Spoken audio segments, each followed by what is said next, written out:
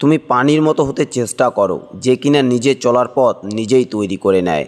পাথরের মতো হয়েও না, যে নিজে অন্যের পথরোধ করে। লোকে তোমার প্রশংসা করলে খুশি হইও না, লোকে তোমার নিন্দা করলেও দুঃখ পেও না।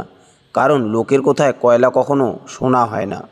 কখনো কারো সামনে নিজের সততা ভালো হওয়ার কথা বলতে যাবে না, কেননা তোমার প্রতি যার বিশ্বাস আছে তার কাছে তেমনটির প্রয়োজন নেই। আর তোমার প্রতি যার ভক্তি বিশ্বাস নেই সে তো মেনে নেবে না। জীবজন্তুর মাঝে থাকে প্রবৃত্তি কামনা এবং ফেরেশতাদের মধ্যে থাকে বুদ্ধি বিবেক, কিন্তু মানুষের মধ্যে থাকে উভয়টি। মানুষ যদি বিবেক বুদ্ধিকে চেপে যায় পশু হয়ে যায়, আর যদি প্রবৃত্তি কামনা বাসনাকে চেপে যায় ফেরেশতা সম হয়ে যায়। জীবনযাপনকে প্রয়োজনের মধ্যে সীমিত রাখো, শখ বাসনার দিকে নিয়ে যাবে না।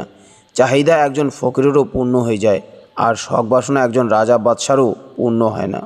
কোনো মানুষের ভালো বা গুণের কিছু জানলে তা বলো, প্রকাশ করো, কিন্তু কোনো ত্রুটি পেলে সেক্ষেত্রে তোমার নিজের গুণের পরীক্ষা বলে মনে করবে। সেসব মানুষের উপর আস্থা ভরসা রাখবে যারা তোমার তিনটি বিষয় মূল্যায়ন করে।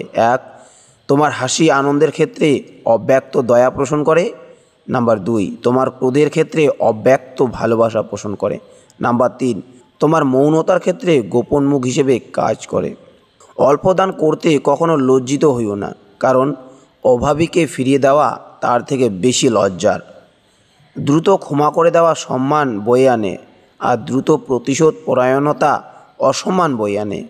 হে লেখক, তুমি যা লিখছ তার সবই একজন ফেরেশতা নজরদারি করছেন। তোমার লেখালেখিকে অর্থপূর্ণ করো, কেননা অবশেষে একদিন সব লেখাই তোমার কাছে ফেরত আসবে এবং তুমি যা লিখেছ তার জন্য তোমাকে জিজ্ঞাসাবাদ করা হবে। অতিরিক্ত সমালোচনা করবেন না। অতিরিক্ত সমালোচনা ঘৃণা এবং খারাপ চরিত্রের দিকে এগিয়ে নিয়ে যায়। তুমি জান্নাত চেও না, বরং তুমি দুনিয়াতে এমন কাজ করো যেন জান্নাত তোমাকে চায়।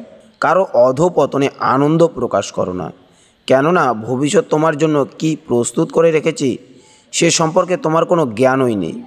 রেগে যাবার সময়ের এক মুহূর্তে ধৈর্য রক্ষা করে পরবর্তী সময়ের হাজার মুহূর্তের অনুশোচনা থেকো।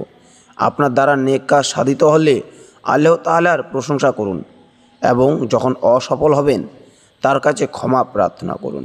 লোকের যে সমস্ত দোষ ত্রুটির উপর আল্লাহ পর্দা দিয়ে রেখেছেন তা তুমি প্রকাশ করার চেষ্টা করো না। আল্লাহ যখন তোমাকে স্বাধীন বানিয়েছেন তখন তুমি অন্যের গোলাম হও না।